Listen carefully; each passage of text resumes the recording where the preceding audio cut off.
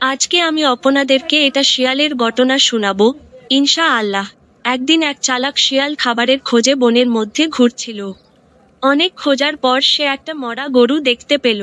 কিন্তু সমস্যা হলো, গরুটার ওপর এক বিশাল নেকড়ে বসেছিল, যে তাকে খেতে দিচ্ছিল না। শিয়াল একটু ভাবল, তারপর ধূর্তভাবে নেকড়েকে বলল, ভাই নেকড়ে, তুমি কি শুনেছ?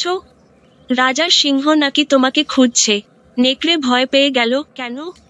সে আমাকে কেন খুঁজবে? শিয়াল বলল, আমি ঠিক জানি না, কিন্তু আমি শুনেছি যে সে নাকি খুব রেগে আছে। এটা শুনে নেকড়ে ভয় পেয়ে দ্রুত পালিয়ে গেল।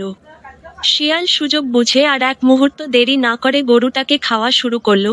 কিছুক্ষণ পর নেকড়ে বুঝতে পারল যে সে বোকা বানানো হয়েছে। সে ফিরে এসে দেখল, গরুর বেশিরভাগ অংশই শিয়াল খেয়ে নিয়েছে। রাগে গজগজ করতে করতে সে চিৎকার করে বলল, তুমি আমাকে বোকা। আর বোকারা ভয় পেয়ে না খেয়েই পালিয়ে যায়। এই গল্প থেকে শিক্ষা, বুদ্ধি দিয়ে কাজ করলে সবসময় সুবিধা পাওয়া যায়, কিন্তু ভয় পেলে সব হারিয়ে যায়।